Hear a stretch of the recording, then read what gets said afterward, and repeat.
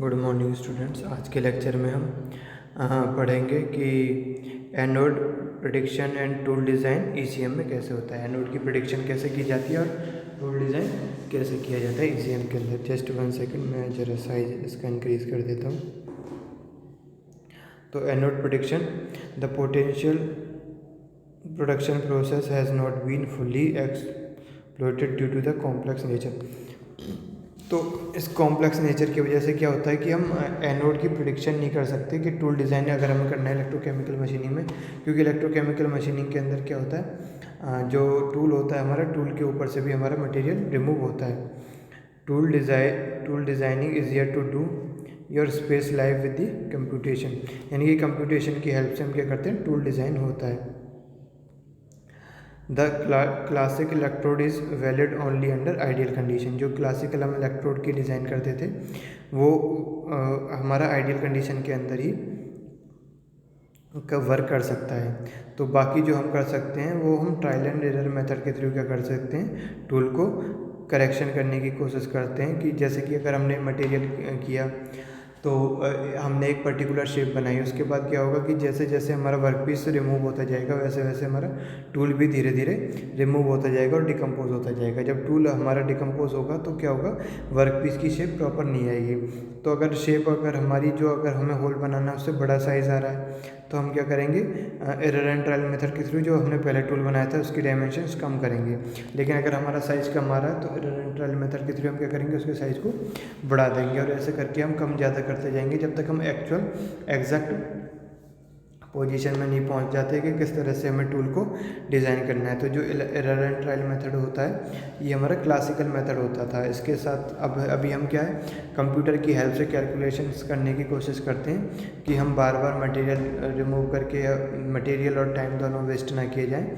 उसके साथ हम कुछ और प्रोसेस यूज़ करके इसको रिमूव कर सकें। तो in number of models for an odd shape prediction of tooling designing ECM have been developed ability to predict very listening IAG. इसके थ्रू हम क्या कर सकते हैं, टूल डिज़ाइन कर सकते हैं। तो हमारे ये मेथड होते हैं एनोड डिज़ाइन के लिए, टूल डिज़ाइनिंग के लिए, ईसीएम के लिए ये मेथड होते हैं जो हम यूज़ करते हैं। तो टूल डिज़ाइन अगर हम ईसीएम के थ्रू कर रहे हैं तो वर्कपीस को अगर हमें एनोड बनाना है उसके लिए अलग शेप प्रेडिक्शन मेथड होता है, और टूल को कैथोड बनाना है उसके लिए अलग शेप प्रेडिक्शन होता है। यानी कि वर्कपीस की हम अलग शेप प्रेडिक्शन करते हैं और टूल की अलग शेप प्रेडिक्शन करते हैं। तो अगर हम सबसे पहले वर्कपीस की अगर हम बात करें तो सबसे पहला जो हमारा मेथड होता है वो होता है कॉस्ट थीटा मेथड, जो हम आगे लेक्चर में भी पढ़ेंगे। उसके बाद होता है कंडक्टिंग पेपर एनालॉग मेथड, उसके बाद पैरा, उसके बाद एम्पेरिकल अप्रोच, उसके बाद नोमोग्राफिक अप्रोच, फिर कॉम्प्लेक्स वेरिएबल अप्रोच, उसके बाद परट्यूबेशन एनालिसिस, उसके बाद फाइनाइट डिफरेंस मेथड, उसके बाद फाइनाइट एलिमेंट मेथड और बाउंड्री एलिमेंट मेथड।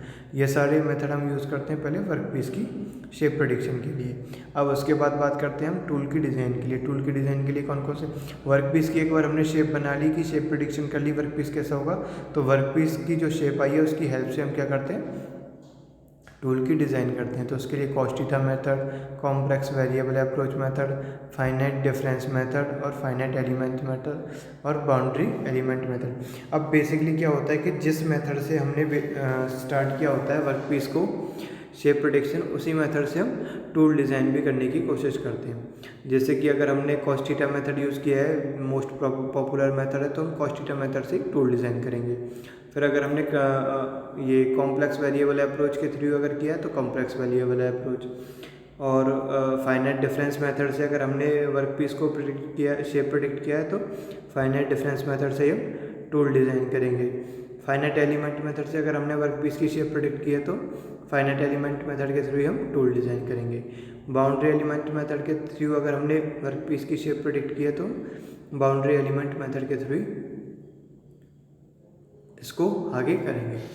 तो इसके बारे में हम डिस्कस करेंगे आगे।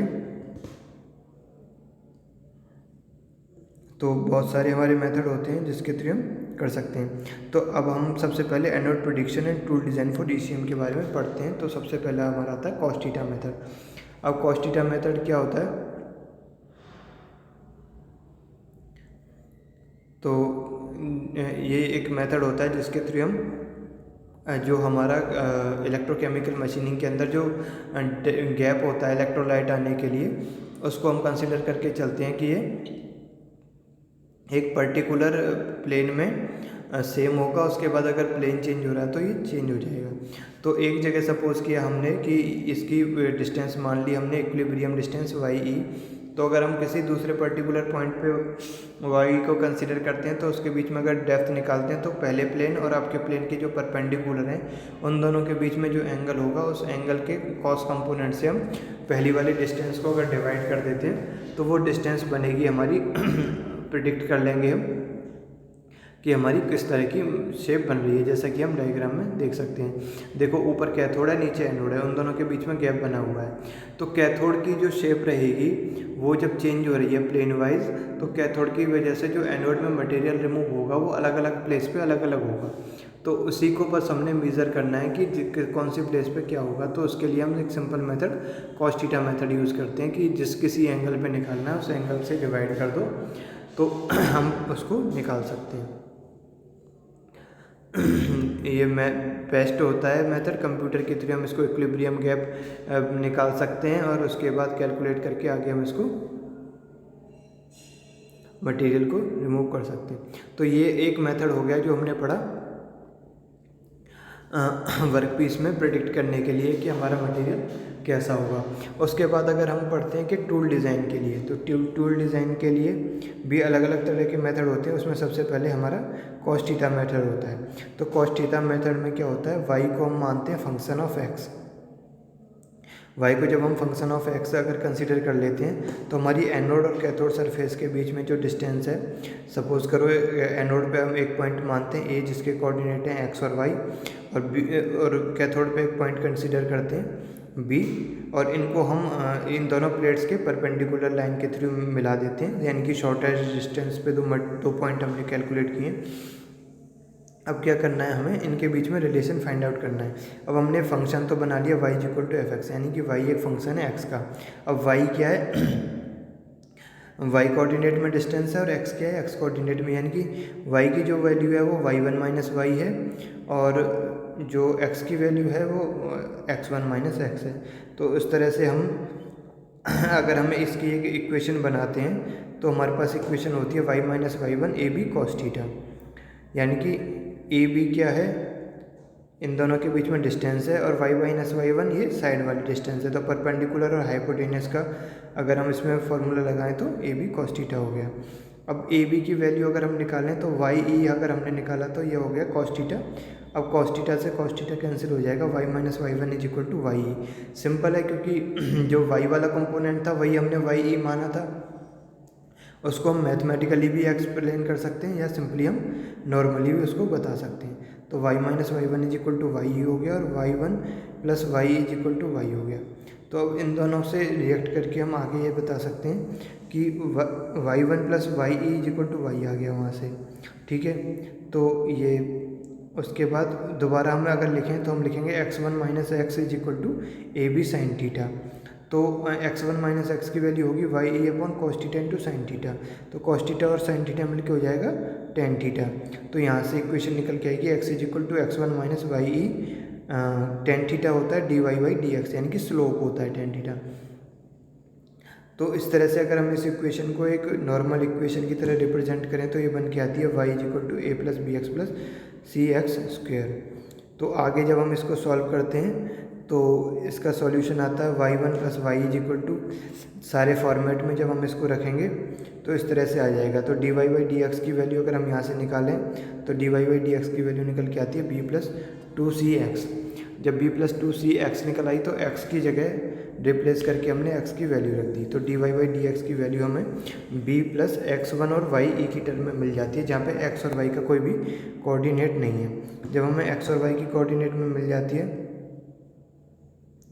तो हम D Y by D X की इक्वेशन को की वैल्यू को उसमें दोबारा से पुट करके हम इक्वेशन को D Y by D X remove करके एक्स वन वाई वन और वाई ई की टर्म में पूरी इक्वेशन को हम कैलकुलेट कर सकते हैं। आगे अगर हमें इसको और आगे सॉल्व करना है तो हमने सिंपल एक डायरेक्शन के लिए किया, आगे हम उसको डबल डायरेक्शन के लिए भी यूज़ करके इस इक्वेशन को आगे निकाल सकते हैं। तो ये था हमारा पूरा केमिकल और इलेक्ट्रोकेमिकल मशीनिंग के बारे में कि हम कौन कौन से मेथड यूज़ करके कैसे मशीनिंग कर सकते हैं। तो बाकी आगे हम नेक्स्ट क्लास में जो पढ़ेंगे वो हम पढ़ेंगे माइक्रो